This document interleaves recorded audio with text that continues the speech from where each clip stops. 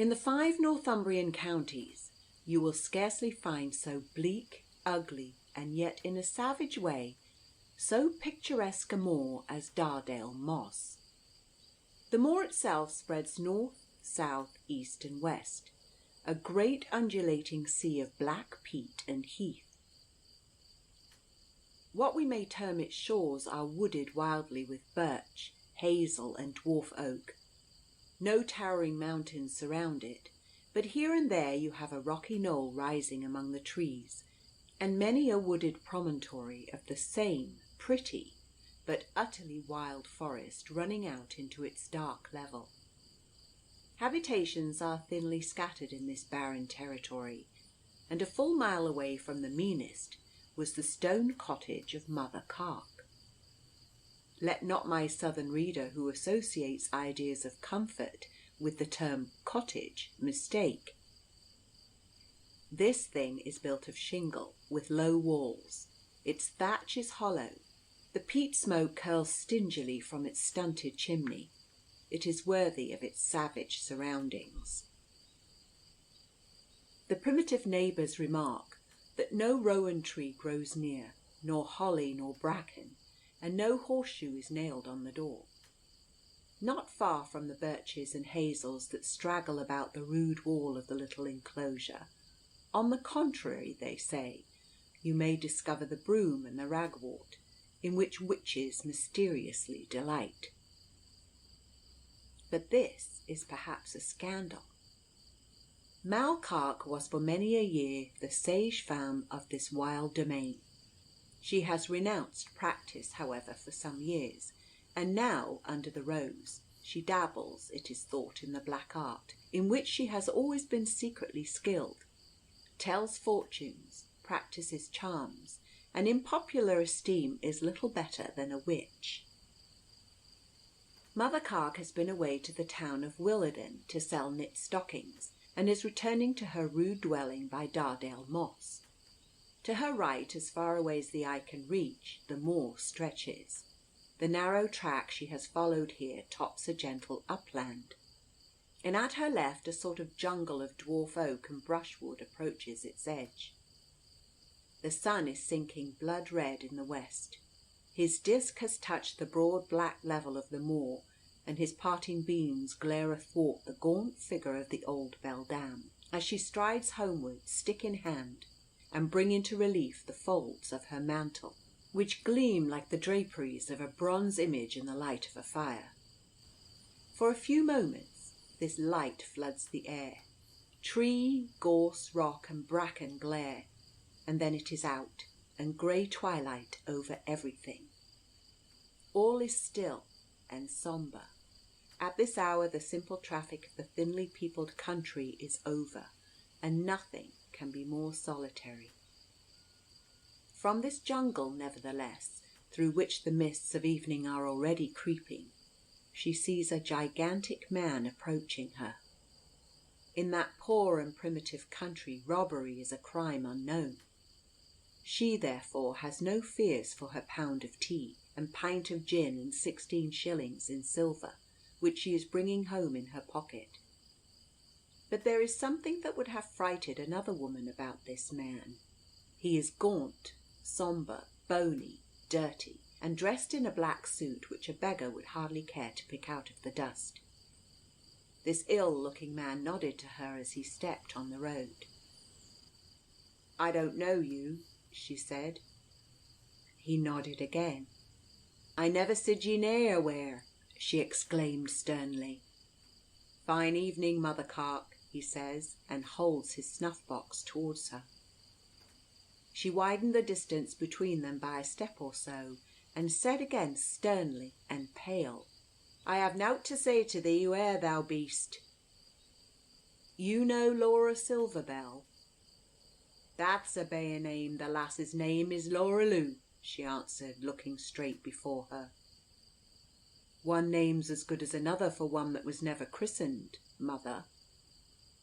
"How know ye that?" she asked grimly, for it is a received opinion in that part of the world that the fairies have power over those who have never been baptized. The stranger turned on her a malignant smile. "There is a young lord in love with her," the stranger says, "and I'm that lord. Have her at your house to-morrow night at 8 o'clock. And you must stick crosspins through the candle, as you have done for many a one before, to bring her lover thither by 10, and her fortunes made.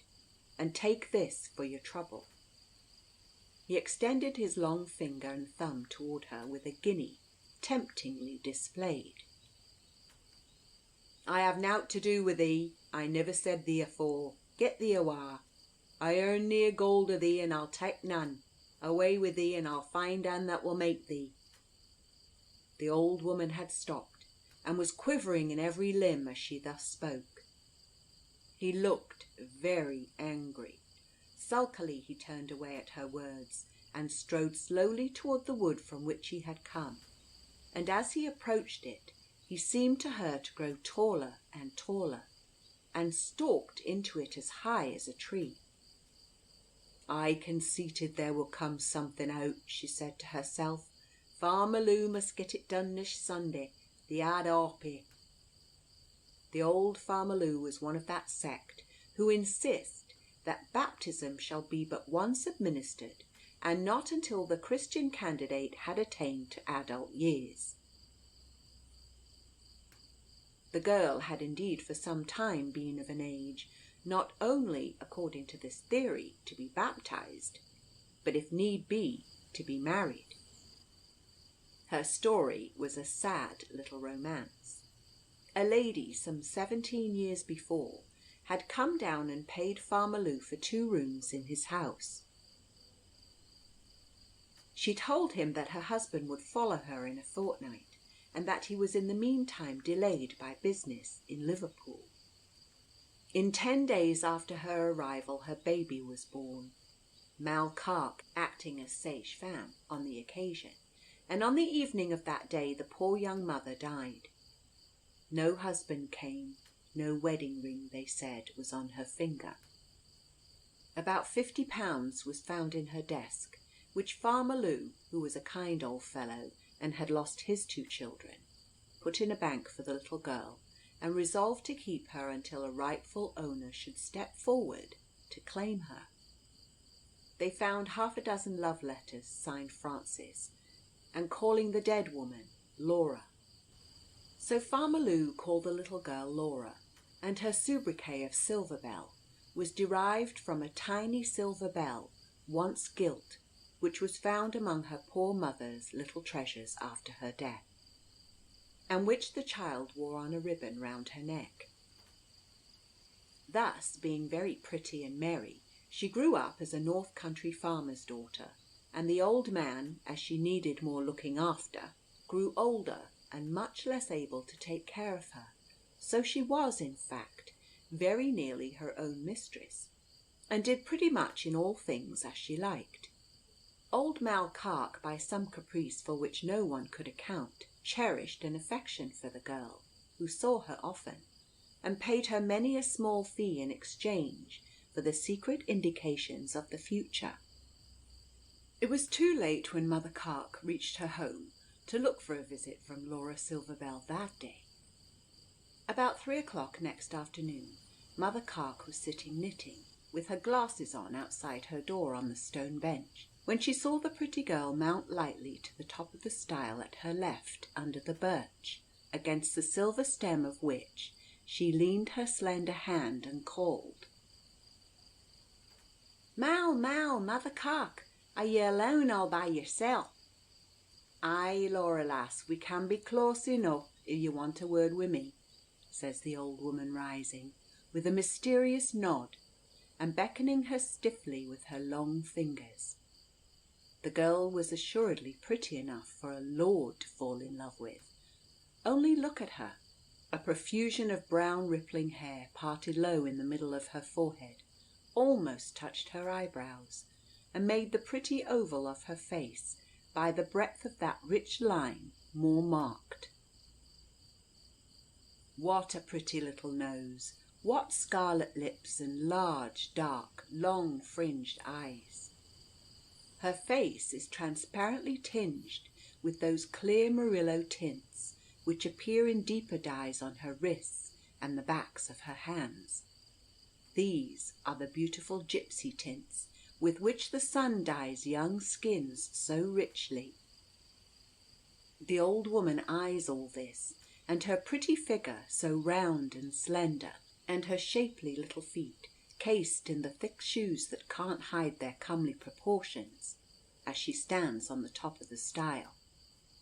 But it is with a dark and saturnine aspect. "Come, lass, what stand ye at top at wall, where folk may chance to see thee? I have a thing to tell thee, lass."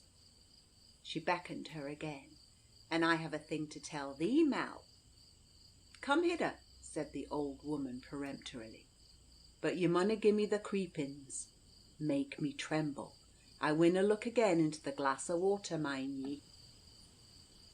The old woman smiled grimly and changed her tone. "Now, honey, get thee down and let ma see the canny face." And she beckoned her again. Laura Silverbell did get down and stepped lightly toward the door of the old woman's dwelling. "Tak this," said the girl, unfolding a piece of bacon from her apron, "and I have a silver sixpence to gie thee when I'm gaeing away hame." They entered the dark kitchen of the cottage, and the old woman stood by the door, lest their conference should be lighted on by surprise. "Afore ye begin," said Mother Carke, I soften her patois, "I mun tell ye there's ill folk watching ye.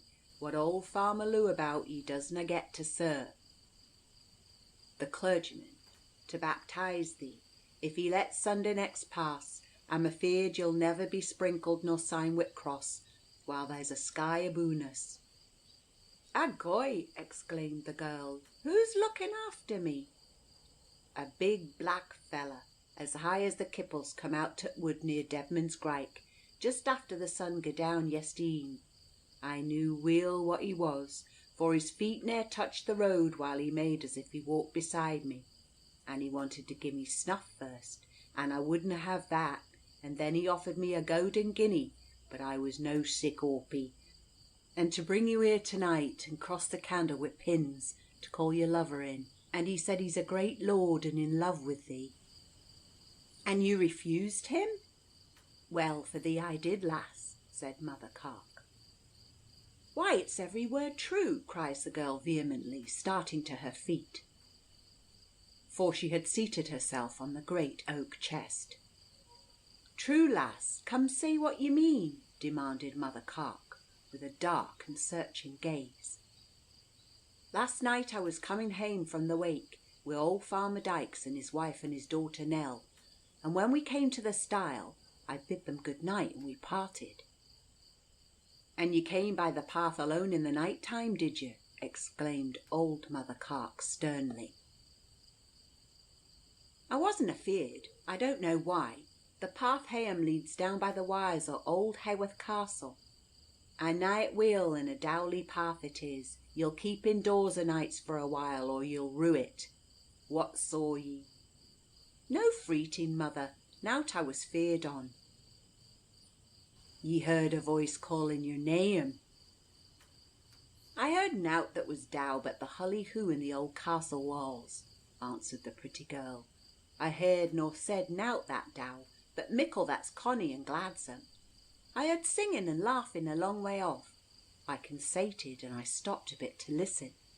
Then I walked on a step or two, and there, sure enough, in the pie-mag field, under the castle walls, not 10 steps away, I sid a great company, silks and satins, and men with velvet coats, with gowd lace striped over them, and ladies with necklaces that would dazzle ye, and fans as big as griddles, and powdered footmen, like what the shirra had behind his coach, only these was 10 times as grand." "It was full moon last night," said the old woman. "So bright 'twould blind ye to look at it," said the girl. "Never an ill sight but the deil finds a light," quoth the old woman. "There's a rinnin brook there. You were at this side, and they at that. Did they try to make ye cross over?" "Agoy, didn't they? Nowt but civility and kindness though. But ye mun let me tell it my own way. They were talking and laughing and eating and drinking out of long glasses and gold cups, seated on the grass, and music was playing, and I keeking behind a bush at all the grand doings. And up they gets to dance, and I sees a tall feller I didna see afore. You mun step across and dance wi' a young lord that's fan in love with thee, and that's myself. And sure enow I keeked at him under my lashes, and a conny lad he is, to my taste, though he be dressed in black with sword and sash, velvet twice as fine as they sells in the shop at Golden Friars, and keek at me again from the corners of his eyen. And the same fella telt me he was mad in love with me, and his father was there and his sister, and they came all the way from Castine Castle to see me that night, and that's t'other side of Golden Friars. Come, lass, you know Mafflin, tell me true. What was he like? Was his face grimed with soot, a tall fella with white shoulders, and looked like an ill thing, with black clothes amazed in rags? His face was long but weel faired, and darker nor a gypsy, and his clothes were black and grand and made of velvet, and he said he was the young lord himself, and he looked like it.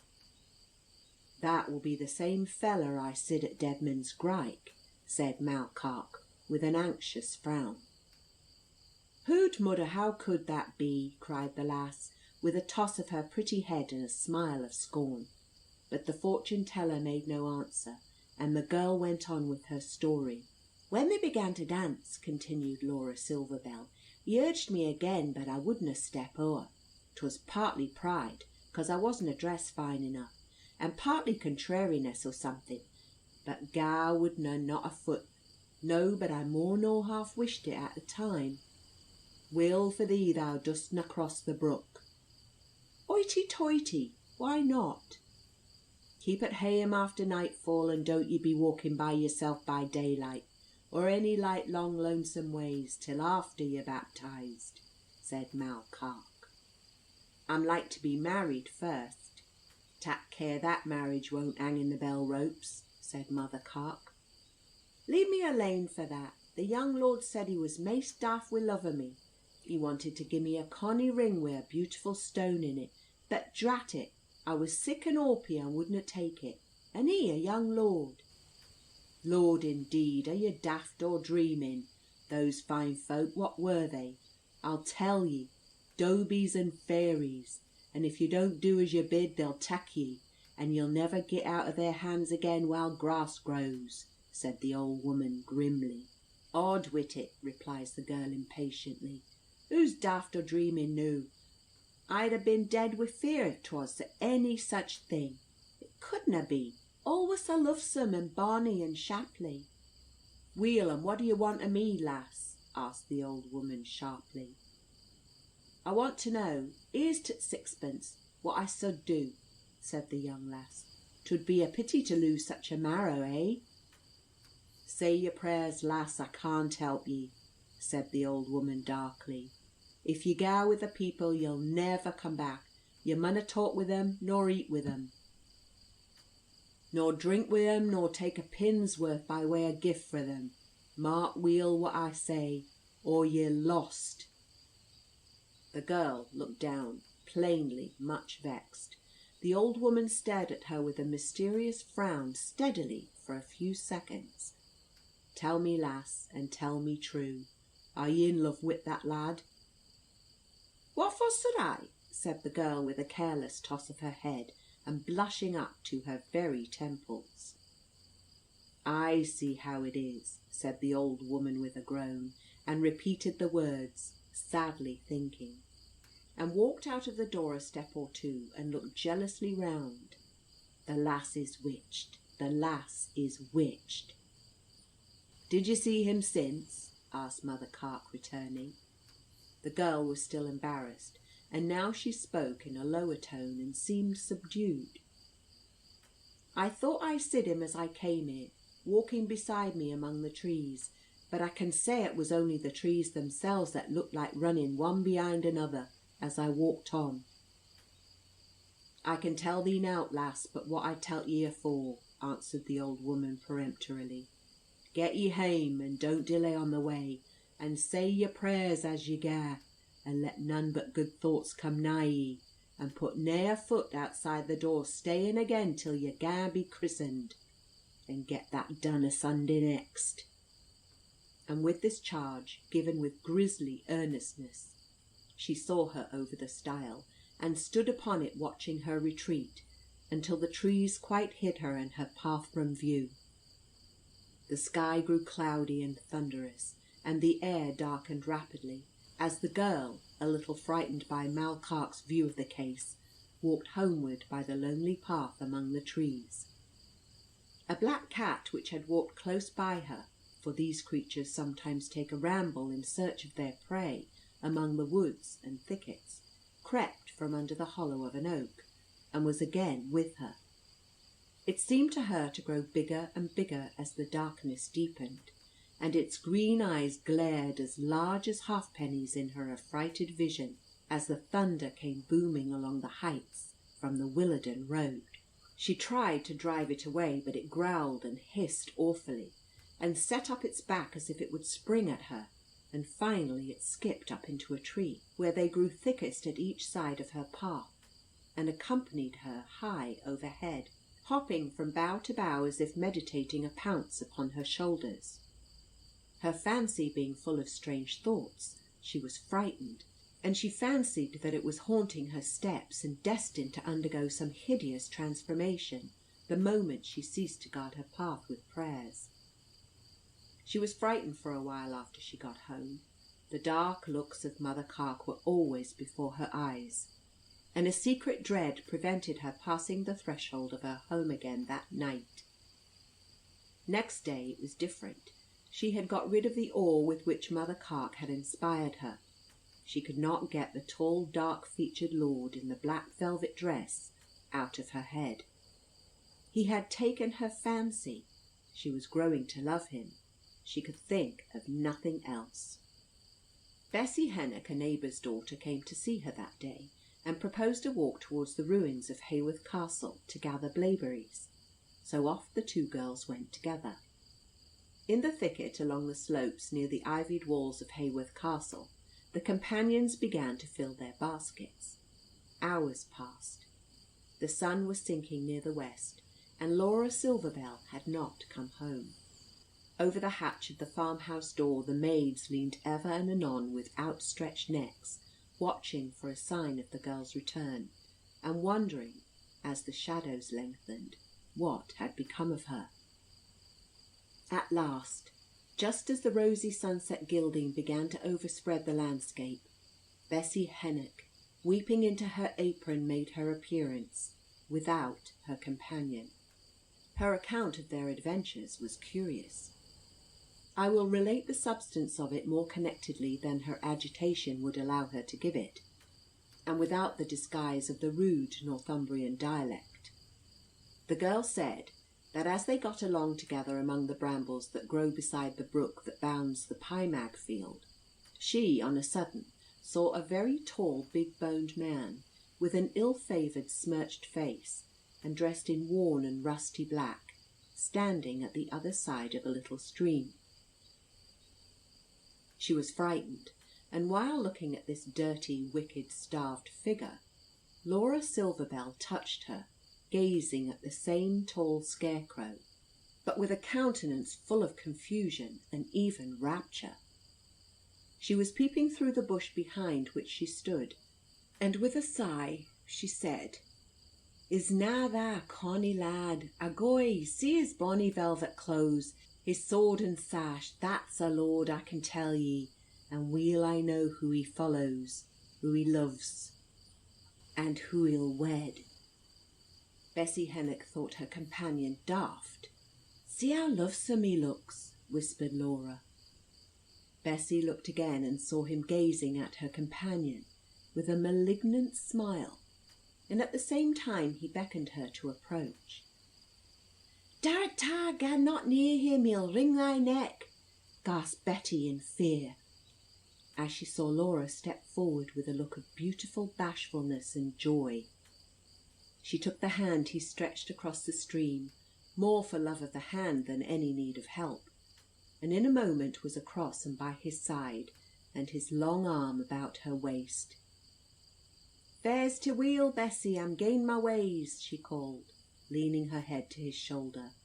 "And tell good Father Lou I'm gain my ways to be happy, and maybe at long last I'll see him again." And with a farewell wave of her hand, she went away with her dismal partner.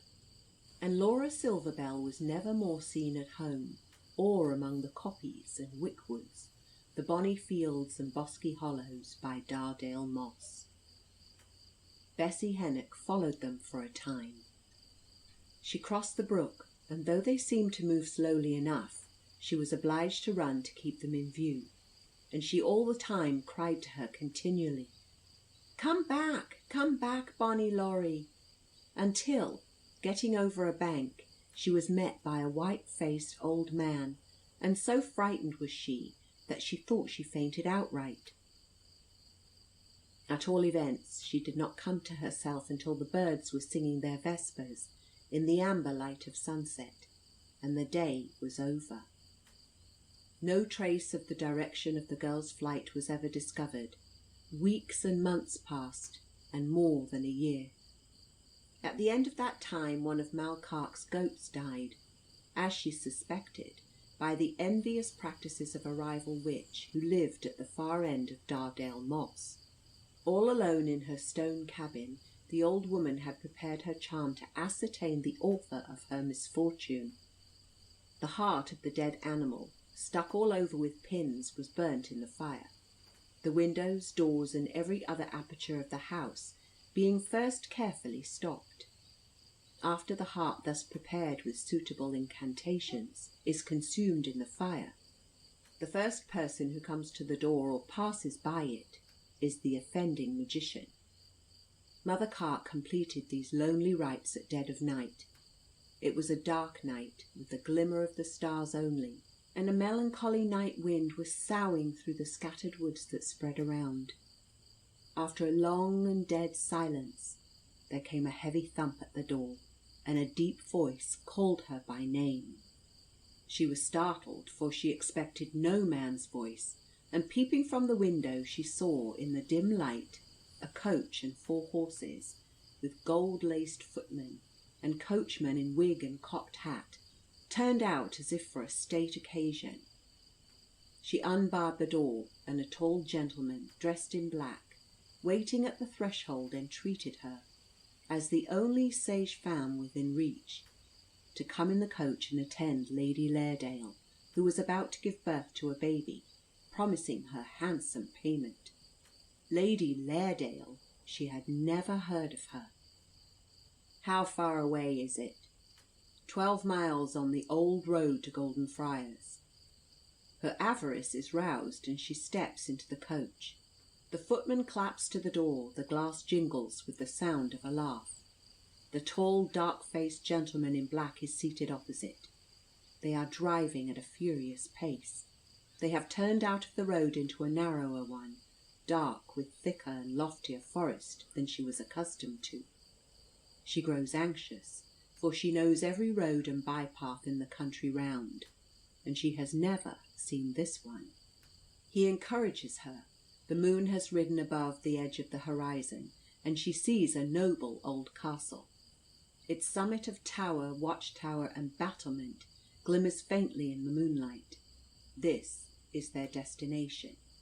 She feels on a sudden all but overpowered by sleep, but although she nods, she is quite conscious of the continued motion, which has become even rougher. She makes an effort and rouses herself. What has become of the coach, the castle, the servants? Nothing, but the strange forest remains the same. She is jolting along on a rude hurdle, seated on rushes, and a tall, big-boned man in rags sits in front, kicking with his heel the ill-favoured beast that pulls them along, every bone of which sticks out, and holding the halter which serves for reins. They stop at the door of a miserable building of loose stone, with a thatch so sunk and rotten that the roof tree and couples protrude in crooked corners, like the bones of the wretched horse, with enormous head and ears that drag them to the door. The long gaunt man gets down, his sinister face grimed like his hands. It was the same grimy giant who had accosted her on the lonely road near Deadman's Grike.